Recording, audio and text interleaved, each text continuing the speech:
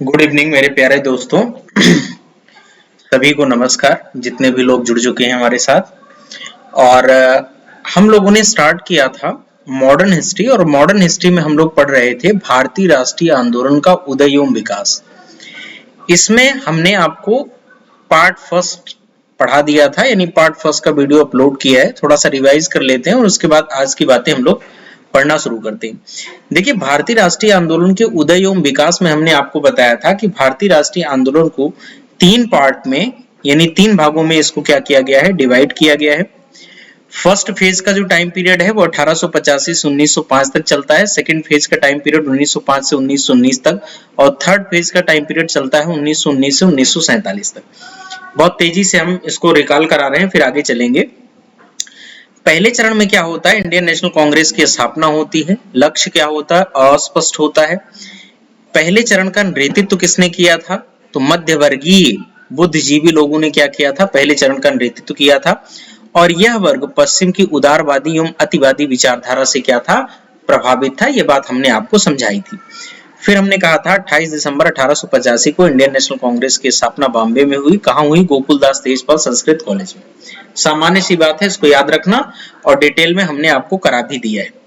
देखिए, second stage या द्वितीय चरण में क्या हुआ। द्वितीय चरण में इंडियन नेशनल कांग्रेस की मांग मुख्यतः क्या थी, अधिराज्य की थी, डोमिनियन स्टेट की थी। डोमिनियन स्टेट क्या है, तब आपको ध्यान रखना है, कानून आपका शासन हमारा, यानी कानून बनाने वाले जो लोग होंगे वो कौन होंगे, ब्रिटिशर्स होंगे, और शासन करने वाले लोग कौन होंगे, भारतीय होंगे। ये बात कहेगी। फिर हमने आगे आपको समझाया था भारत 15 अगस्त 1947 से पहले एक कॉलोनी था, एक उपनिवेश था। 15 अगस्त 1947 से लेकर 25 जनवरी 1950 तक भारत एक अधिराज्य था, जिसे डोमिनियन स्टेट भी कहा जाता है, जिसकी चर्चा हमने आपके साथ की है। फिर 26 जनवरी 1950 को जब हमारा संविधान पूरी तरह से लागू हो जाता है, तो भारत एक संप्रभु राष्ट्र बन जाता है, या संप्रभु देश बन जाता है। और संप्रभुता का मतलब होता है कि कोई भी देश अपनी गृह नीति एवं विदेश नीति का निर्धारण स्वयं करेगा, उसमें किसी भी दूसरे कंट्री का कोई हस्तक्षेप नहीं होगा।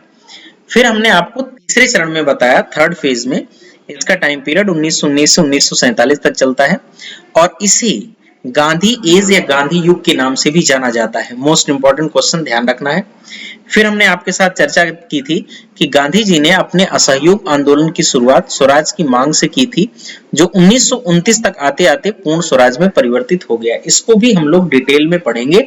अब आज जो हम लोग स्टार्ट करेंगे, वो स्टार्ट करेंगे स्वतंत्रता संघर्ष के प्रथम चरण के बारे में। काफी डिटेल से हम लोग पढ़ना शुरू करेंगे, तो आपको आज यहां से ध्यान देना है। वो तो पिछली क्लास थी जिसकी चर्चा हमने किया। इसका वीडियो मैं रिकॉर्ड कर रहा था, लेकिन उसमें वॉइस नहीं आई, जिसकी वजह से हमें सेकेंड टाइम रिकॉर्ड करना पड़ रहा है। 28 मिनट का वीडियो हमने रिकॉर्ड किया था और अपलोड नहीं कर पाए, क्योंकि उसमें वॉइस नहीं आई, और इसलिए आज फिर से हम कर रहे हैं, और इसीलिए आपको लिखा हुआ ये दिख रहा होगा, ठीक है। फिर भी चलिए कर लेते हैं। देखिए, स्वतंत्रता संघर्ष के प्रथम चरण को उदारवादी युग के नाम से जाना जाता है। किस नाम से, तो आपको ध्यान रखना है, इसे उदारवादी युग के नाम से जाना जाता है। पहले चरण में ही मैंने आपको बताया कि इंडियन नेशनल कांग्रेस की क्या हुई, इंडियन नेशनल कांग्रेस की स्थापना हुई, और भारतीय राष्ट्रीय कांग्रेस की स्थापना के साथ ही इस पर उदारवादी नेताओं का क्या हो जाता है, उदारवादी नेताओं का प्रभुत्व स्थापित हो जाता है। कुछ उदारवादी नेताओं का नाम अगर हम जानना चाहें, तो डब्ल्यू.सी. बनर्जी, दादा भाई नौरोजी, गोपाल कृष्ण गोखले, बदरुद्दीन तैयबजी और मदन मोहन मालवीय जैसे नेता।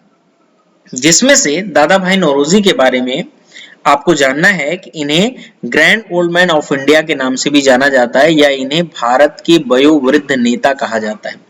कई बार ये क्वेश्चन पूछा गया है, न केवल सिविल सर्विस के एग्जाम में, बल्कि अदर एग्जाम में ये क्वेश्चन आ चुका है, तो आपको ध्यान रखना है। आगे अगर देखें तो इसमें, यानी प्रथम चरण में अधिकांश जो नेता थे, इसमें से अधिकांश नेता क्या थे, या तो डॉक्टर थे, या तो वकील थे, या तो इंजीनियर थे, या तो क्या थे, पत्रकार थे। मोस्ट इंपॉर्टेंट बात आपको ध्यान रखना है, इनका, यानी इन नेताओं का जो फर्स्ट फेज के जो लीडर्स थे, या प्रथम चरण के जो नेता थे, इनका अंग्रेजों की न्यायप्रियता में क्या था, पूरा विश्वास था। मोस्ट इंपॉर्टेंट बात यहां आपको ध्यान रखनी है, प्रथम चरण के नेताओं का अंग्रेजों की न्यायप्रियता में क्या था, पूर्ण विश्वास था। और ये अंग्रेजों को अपना मित्र मानते थे, शत्रु नहीं मानते थे। ठीक है, पहले चरण की बात कर रहे हैं, फिर आगे कैसे चेंज होगा वो भी हम लोग देखेंगे। और इन्होंने पहले चरण में किसी भी नेता ने या किसी भी कांग्रेसी नेता ने अंग्रेजों से भारत छोड़ने की मांग नहीं की, बल्कि संवैधानिक सुधारों की क्या की, संवैधानिक सुधारों की मांग की। अब इन संवैधानिक सुधारों की मांग में कुछ मांगे हैं, कुछ प्रारंभिक मांगे हैं जिनको आपको ध्यान रखना है। इनकी कुछ प्रारंभिक मांगे क्या थी? इनकी मांगे थी भारत सचिव एवं उसकी परिषद को क्या कर दिया जाए, समाप्त किया जाए। केंद्र एवं प्रांतों की विधान परिषदों का क्या किया जाए, केंद्र एवं प्रांतों की विधान परिषदों का विस्तार किया जाए। सिविल सेवाओं में अंग्रेजों के समान ही भारतीयों को भी क्या किए जाए, भारतीयों को भी अवसर प्रदान किए जाएं, ये बात भी मांग की गई पहले चरण में ही। न्यायपालिका और कार्यपालिका को क्या किया जाए, न्यायपालिका और कार्यपालिका को क्या किया जाए, पृथक किया जाए। तो ये क्या किया गया, ये उदारवादियों के द्वारा क्या की गई, ब्रिटिश सरकार से मांग की गई। ये कुछ इनकी क्या थी, प्रारंभिक मांगे थी। और क्या मांग किया गया, भाषण, प्रेस और विचार की स्वतंत्रता की क्या की गई, विचार की स्वतंत्रता की मांग की गई कि इस तरह की क्या दी जाए, हमें फ्रीडम दी जाए, इस तरह की स्वतंत्रता दी जाए। पहले चरण में ध्यान देंगे, पहले चरण में यानी उदारवादी नेताओं ने आर्थिक नीतियों की यानी ब्रिटिश सरकार की जो आर्थिक नीति थी उसकी गहन विवेचना की। मोस्ट इंपॉर्टेंट बात है यहां समझना है, ये इंपॉर्टेंट चीज है, आपको ध्यान रखना है। इन्होंने क्या किया, पहले चरण के नेताओं ने आर्थिक नीतियों की यानी ब्रिटिश सरकार की आर्थिक नीतियों की गहन विवेचना की और कहा कि जो आर्थिक नीति है यानी इकोनॉमिक पॉलिसी है, वो किसके अनुसार बनाई जाए, भारतीयों के अनुकूल बनाई जाए। किसके अनुकूल बनाई जाए, भारतीयों के अनुकूल बनाई जाए। और इसी समय दादा भाई नौरोजी ने क्या दिया, दादा भाई नौरोजी ने ड्रेन थियरी का क्या किया, ड्रेन थियरी का सिद्धांत दिया, जिसे निस्यंदन का सिद्धांत भी कहा जाता है। यानी किस तरह से, ध्यान देंगे, किस तरह से भारत का पैसा छन छन कहां जा रहा है, ब्रिटेन जा रहा है। यानी कैसे भारत के पैसे को ब्रिटेन ले जाया जा रहा है, ये बात सबसे पहले दादा भाई नौरोजी ने अपने ड्रेन थियरी के सिद्धांत में क्या किया, समझाया, जिसे निस्यंदन सिद्धांत भी कहा जाता है। बाद में इस सिद्धांत को या इस थ्योरी को या इस सिद्धांत को 1896 के कलकत्ता के अधिवेशन में क्या दिया गया, कलकत्ता के अधिवेशन में इसे मान्यता भी दी गई। तो कई बार यहां से क्वेश्चन बनता है, कई बार यहां से क्वेश्चन बनता है कि ड्रेन थियरी का सिद्धांत किसने दिया था, तब अपने दोस्त याद रखना है, दादा भाई नौरोजी ने। दादा भाई नौरोजी को grand old man of India के नाम से भी जाना जाता है या भारत के वयोवृद्ध नेता भी कहा जाता है। फिर ड्रेन थियरी को और किस नाम से, निस्यंदन सिद्धांत के नाम से भी जाना जाता है। निस्यंदन सिद्धांत क्या है कि किस तरह भारत का पैसा ब्रिटेन जा रहा है, ये समझाने का प्रयास किया दादा भाई नौरोजी ने और मांग की कि जो आर्थिक नीति है वो भारतीयों के अनुकूल बनाया जाए। किससे मांग किया, ब्रिटिशर्स से क्या किया, ब्रिटिशर्स से ये मांग की गई।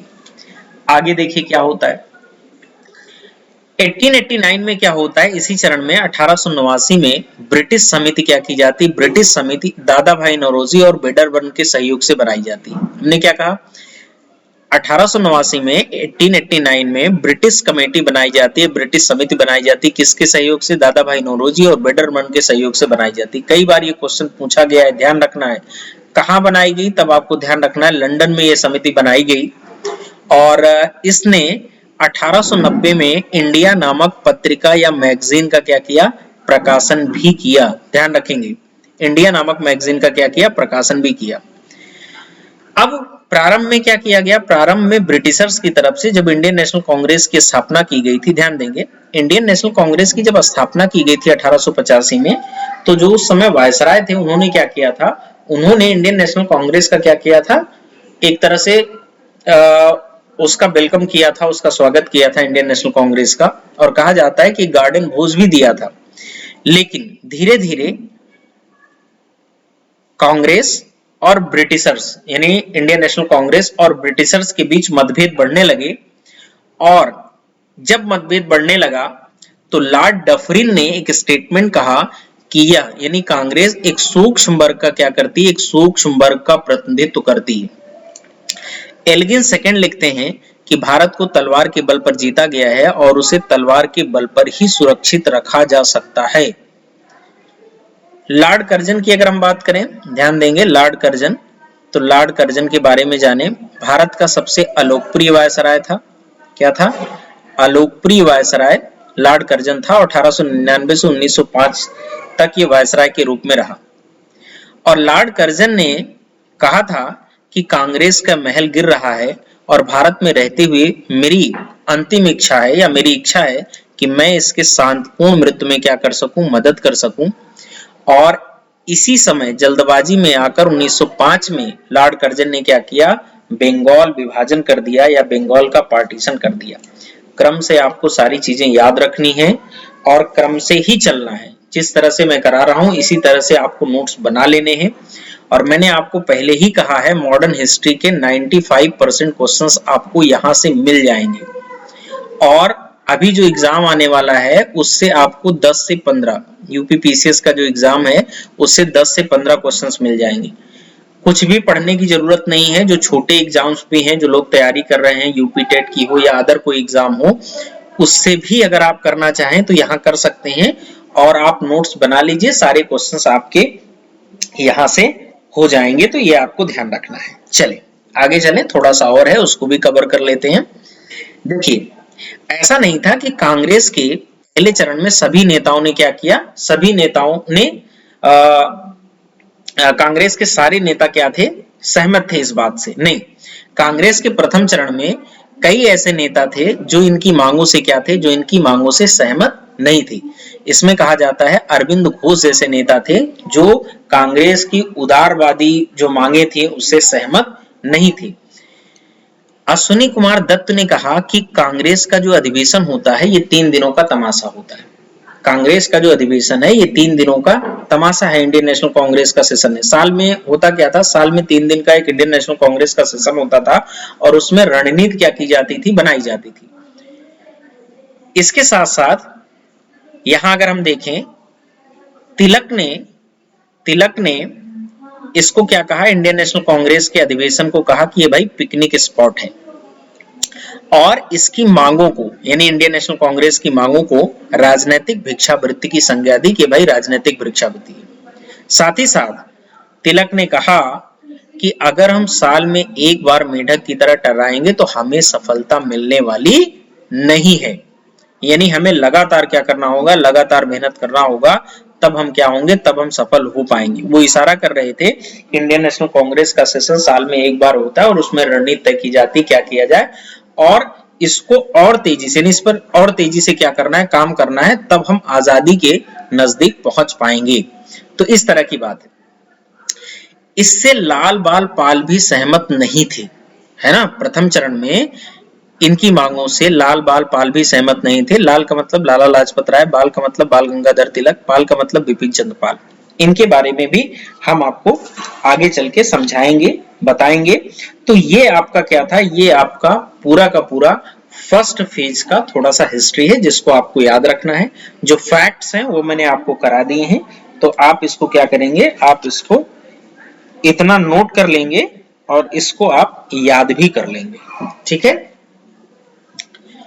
और इसके साथ साथ आप, ये हमारा चैनल है, इसको सब्सक्राइब भी कर सकते हैं यज्ञ सर लिख के। अगर आपको कंटेंट बेहतर लग रहा है तो आप अपने फ्रेंड्स के साथ इसको जरूर शेयर कर लें। Thank you.